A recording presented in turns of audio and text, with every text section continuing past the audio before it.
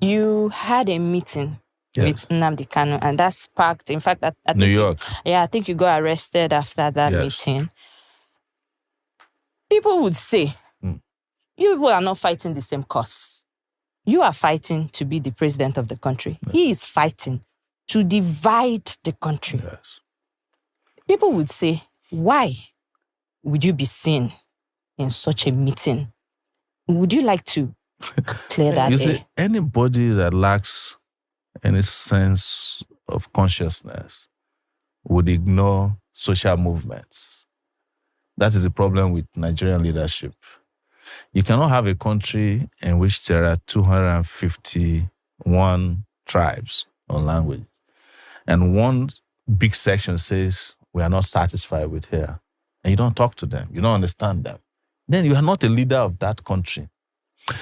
The reason I met him was to understand first what his struggle was about, which I knew already. And secondly, to also advise him on the way that I think we could all work together. And thirdly, to send a message to the Nigerian people that we can walk through our differences, even at these levels. And I was surprised that, contrary to what some people are saying, he did not want Nigeria to break up. He wanted a Nigeria where the Igbo man can survive. But for an Igbo man to survive in Nigeria, as it is currently put together, Nigeria must break. Wait, the meeting you had with Nnamdi Kanu. Yes. You are telling us now that Nnamdi Kanu, from what you understand from the meeting with him, he does not want Nigeria to break, to divide. No, he said clearly that it is too late for Nigeria to come together. But he gave his conditions. We live streamed the meeting now.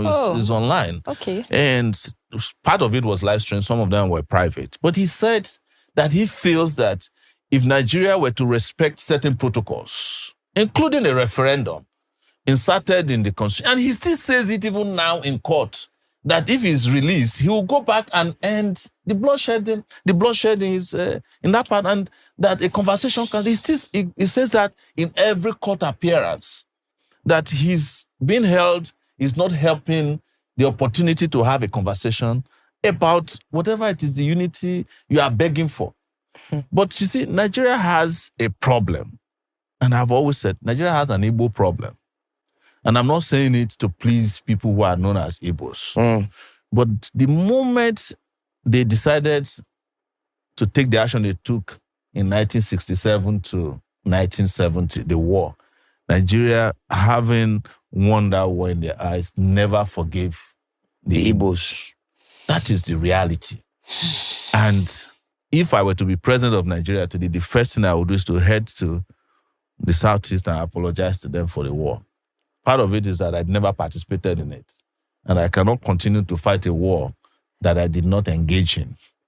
And then ask them, what do we want? So are you saying that the federal government has, till like even before successive governments, they've always had this anger against the Igbos? There is a secret memo, I don't know where it is located, in government, that whenever we want to take charge in this country, be careful of the Igbo. Don't give them position. Don't give them opportunity. Otherwise, they will overrun. It's a well-known fact. Even our parents tell us, Igbo. You understand? Some of them even say unconsciously. They even say it on radio shows in this country. So don't let us lie to ourselves, because except we bring this out openly and discuss, it's a taboo that we have refused to discuss. True. We are not going to solve the problem. It is the reason why the federal government of Nigeria feels that detaining Nnamdi Kanu against all the court orders, against all the court rulings, is the only way to go. You know, I was detained in the DSS place for 5 months. Yes. There is nothing there to detain anybody. The place is not even functioning. The DSS headquarters. Yes, is it the same DSS people who are watching BB Nigeria from morning to night? No, it's true now. I was there with them for 5 months. I've said this publicly. So all the institutions in this country are broken down. But let's get back to the reality. One thing I've told people is that you are looking at Igbos as the only people who want to secede. But who in this country today has not mentally seceded from Nigeria? Mentally seceded. Who has not left? Except those who are trapped. If anybody in this country is working in a bank and he has 10 million naira and somebody say you can get into Canada, he will leave the next day. I swear. Is that not secession? Is it what is secession? Is that you leave a country, you say to that country goodbye, and not do it again. You get to the other country, you bow down, you touch the soil. And then you renounce your citizenship of the country you are coming from. Is that not what they call secession? So if you want to look at the number of people that have seceded in that Japa syndrome, there are more than all the Igbos combined together who are asking to leave.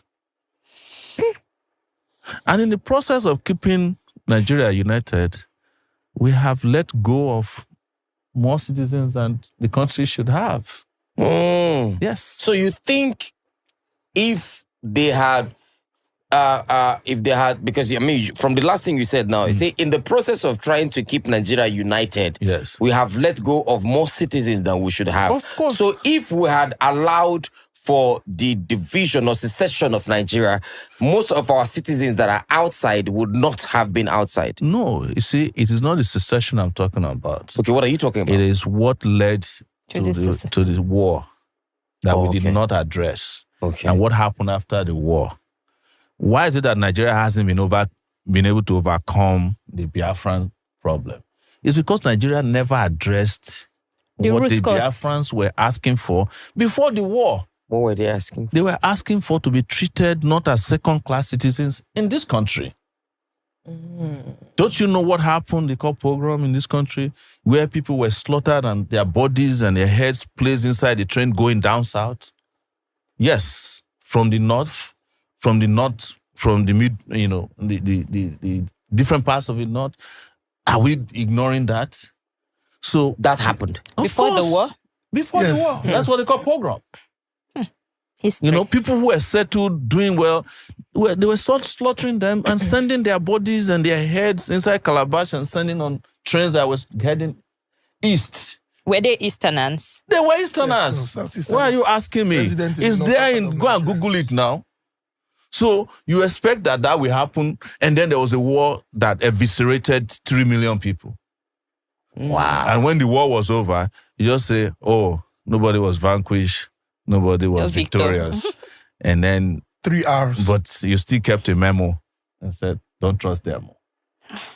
Collect people money, yes, give them 20 pounds. And then you took their properties. Ojukwu did not get back JAMB until 1992 now, his father's house, that is known as JAMB headquarters here in Ikoyi. It was after he came back from Ivory Coast. It was Babangida, I think, that gave him back their property. So any country that is perpetually carrying out systemic injustice against will lose more citizens than they should have. The reason why countries that are work is because citizens believe in their country. And you cannot force that belief. It has to come through social justice. True. It has to come through economic justice. Why is it that, my children can feel like they're US citizens